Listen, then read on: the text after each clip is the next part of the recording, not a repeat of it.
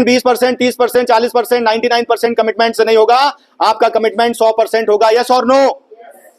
और इसलिए मैं कहता हूं जिनके इरादों में जान होती है उनकी अलग पहचान होती। सर का सवाल आया है, वैसे मैंने आपको अपना मोबाइल नंबर दिया, बहुत सारे सवाल उस पर डालिए। सर का सवाल है हम प्रीमियम को कैसे बढ़ाएं, और ये बहुत वाजिब सवाल है।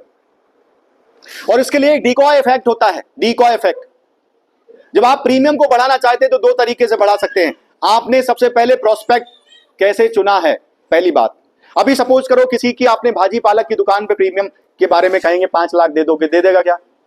आपने किस सेगमेंट का प्रोस्पेक्ट चुना है, उस सेगमेंट में सपोज करो आपने आदित्य सिंह को चुना है जिनकी 20 लाख रुपए देने की कैपेसिटी है, और आप मेरे पास आए हैं। अब बीमा भी करता है, क्या करता है, मैं क्षमता तो रखता हूं 20 लाख रुपए देने की, यस और नो? लेकिन आप मुझे प्लान बता रहे हैं 25,000 का। तो डिकॉय इफेक्ट क्या कहता है कि जब भी आप प्रोस्पेक्ट को सिलेक्ट करें, आप प्रीमियम की कैपेसिटी के हिसाब से सिलेक्ट करें, पहली बात। दूसरी बात, जब आप उसके पास पहुंचे हैं तो आप सबसे पहले उसकी कैपेसिटी में जो दे सकता है, 2 लाख दे सकता है, 5 लाख दे सकता है, 10 लाख दे सकता है, आपने देखा कि इस कैपेसिटी पे दे सकता है, आप उसकी मैक्सिमम कैपेसिटी का 200% पे प्लान बताओ। कितने परसेंट पे? अगर मैं 50,000 दे सकता हूं तो आपको प्लान कितने का बताना है? 1 लाख का। कितने का बताना है? अगर मैं 1 लाख दे सकता हूं तो मुझे प्लान कितने का बताना है? डोंट वरी, डरो मत, आपके पास दूसरा प्लान भी है कम वाला, हाँ या ना? डिकॉय इफेक्ट ये कहता है कि मेंटली जब आप बड़ा प्लान बताते हैं और उसके बाद छोटे पे आते हैं तो छोटा बिक जाता है।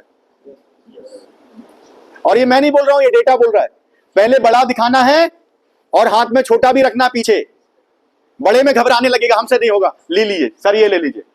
नंबर 1। नंबर उससे भी पहले क्या करना, अगर आपका प्रोस्पेक्ट आपने गलत चुना है तो आप उसको ब्रह्मास्त्र दिखा दो, उसके पास पैसा ही नहीं है।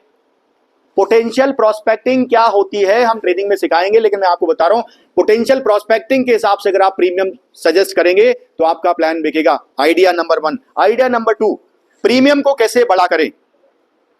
ग्राहक की जो नीड आइडेंटिफिकेशन आपने किया है, ग्राहक की जो नीड, सपोज करो मैंने आपकी नीड आइडेंटिफाई की रिटायरमेंट की, अभी रिटायरमेंट की नीड आइडेंटिफाई की तो रिटायरमेंट में प्रीमियम ज्यादा आएगा, यस और नो?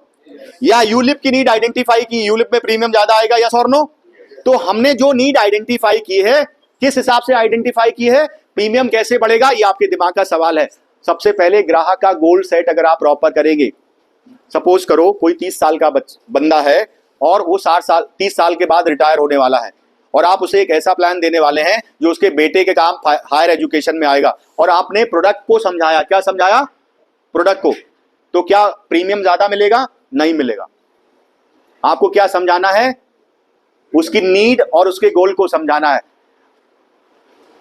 वो व्यक्ति 30 साल का है, बच्चा 1 साल का है, 18 साल के बाद हायर एजुकेशन में पैसा लगने वाला है। आज के 18 साल के बाद हायर एजुकेशन में पैसा कितना लगेगा? 1 करोड़ रुपए।